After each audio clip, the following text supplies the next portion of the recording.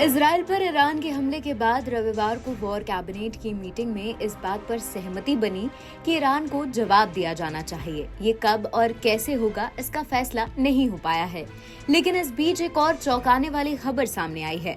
शनिवार यानी 13 अप्रैल को ईरान ने इजराइल अरबपति की कंपनी के एक जहाज पर कब्जा कर लिया था। ये कार्गो शिप भारत आ रहा था और इस पर भारत के 17 क्रू मेंबर सवार थे। ईरान के कब्जे में लिए गए इजरायली जहाज में भारतीयों के होने की खबर मिलने के बाद भारत सरकार लगातार उनकी रिहाई की कोशिश कर रही है। रविवार यानी 14 अप्रैल को विदेश मंत्री डॉक्टर एस जयशंकर ने ईरान के विदेश मंत्री अमीर अब्दुल्लाहियान से बात की। इस बातचीत में ईरान इजराइल संघर्ष के वजह से बने हालात पर चर्चा की गई। विदेश मंत्री एस जयशंकर ने रविवार देर रात सोशल मीडिया एक्स पर लिखा, मैंने ईरानी सैनिकों द्वारा जब्त किए गए जहाज में मौजूद 17 भारतीय क्रू मेंबर्स की रिहाई की बात की है। साथ ही इजराइल के विदेश मंत्री से लगातार संपर्क में हूं।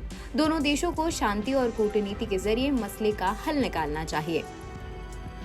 दरअसल ईरान की नौसेना के कमांडो ने इजराइल से जुड़े इस जहाज पर कब्जा कर लिया है। उसमें 17 भारतीय क्रू मेंबर सवार थे। यूएई से चले इस जहाज के मुंबई के जवाहरलाल नेहरू पोर्ट पहुंचने की बात की गई थी।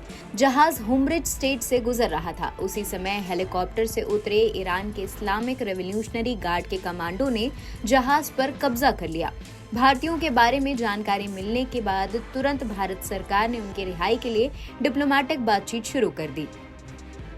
ईरान की सरकारी न्यूज एजेंसी ने जहाज के ईरान के कब्जे में होने की पुष्टि की है। रिपोर्ट में बताया गया कि इजराइल के साथ रिश्ते में तनाव के चलते इस जहाज को कब्जे में लिया गया है। लंदन की कंपनी ज़ोडियाक के इस जहाज पर पुर्तगाल का झंडा लगा हुआ था। ज़ोडियाक ग्रुप इजरायली अरबपति एयर ऑफ्रे का है। इस घटना का एक वीडियो भी सामने आया है जिसमें दिखाई दे रहा है कि हेलीकॉप्टर से हथियारबंद कमांडो जहाज पर उतर रहे हैं। इसके बाद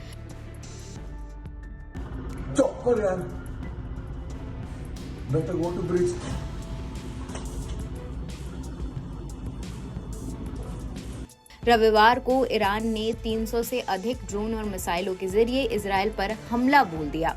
इसकी वजह से दोनों के रिश्तों में तल्खी आ गई है। न्यूयॉर्क टाइम्स के मुताबिक इजराइल ने अमेरिका और दूसरे सहयोगी देशों के साथ मिलकर 99% ड्रोन और मिसाइलों को रोक दिया है।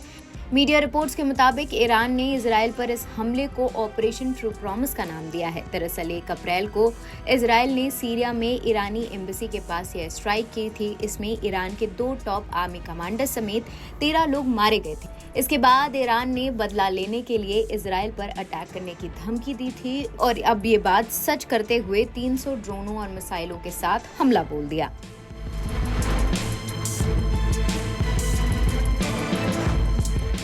एनबीटी ऑनलाइन की रिपोर्ट।